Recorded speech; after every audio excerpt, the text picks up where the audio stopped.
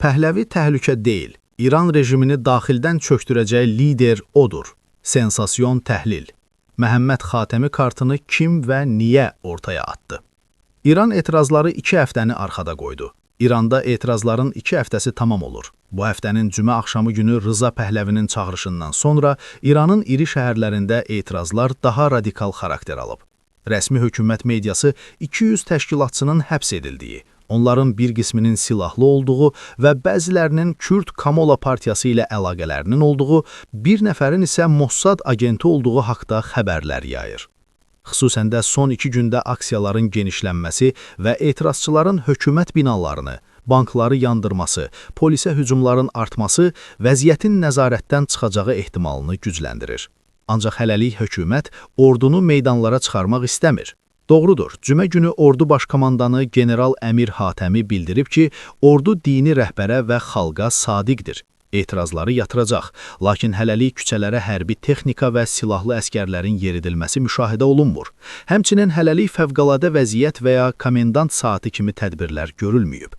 Bunun əvəzinə ali dini lider 12 yanvarda mitinq çağırışı edib. Həmçinin prezident Məsud Pezeşkiyanın xalqa müraciət edəcəyi gözlənilir. Daha bir maraqlı detal eks-prezident İslahat qanadının mənəvi və siyasi lideri Məhəmməd Xatəminin yenidən dövriyyəyə buraxılmasıdır. Xatəminin daha əvvəl İran siyasi sisteminin islahat ehtiyacı olması bağlı sözləri yenidən gündəmə gətirilib. 1997-2005 illərində İran prezidenti olmuş Məhəmməd Xatəmi, İslahat qanadının lideri və son illərə qədər dini rəhbərdən sonra ölkədəki ən nüfuzlu siyasi fiqur hesab olunur.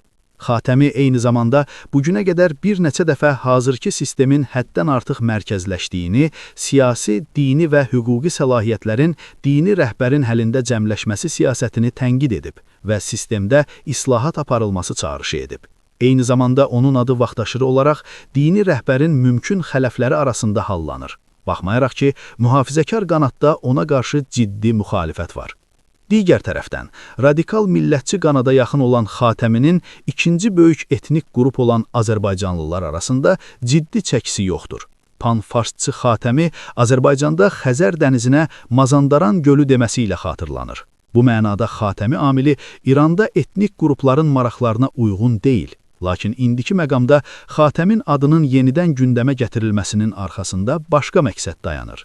Məsələ ondadır ki, ABŞ, Avropa və İsrail, habelə rejim əleyhi medianın xüsusi təbliğ etdiyi Şahzadə Rıza Pəhləvinin nə şəxsi keyfiyyətləri, nə də indiki durumu İranda rejimə qarşı təsir edəcək qüvvə olmasına imkan vermir.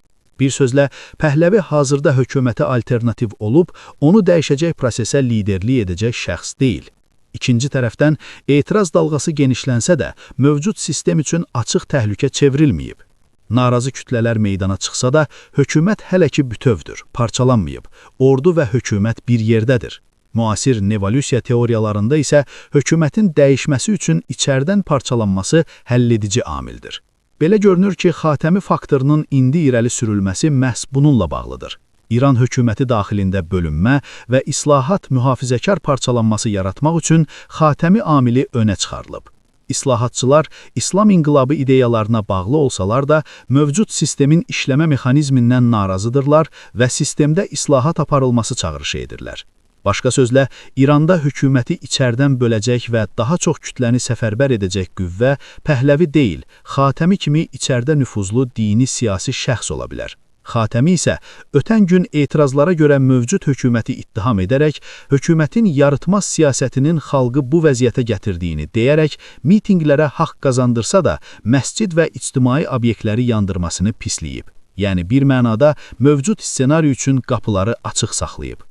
İrandakı hadisələrin gələcək inkişaf istiqamətini bazar ertəsinə təyin olunan hökumət etirazları və qarşıdakı günlərdə silahlı qüvvələrin meydanlara çıxarılması göstərəcək. Kənan Rövşənoğlu, xüsusi olaraq musavat.com üçün.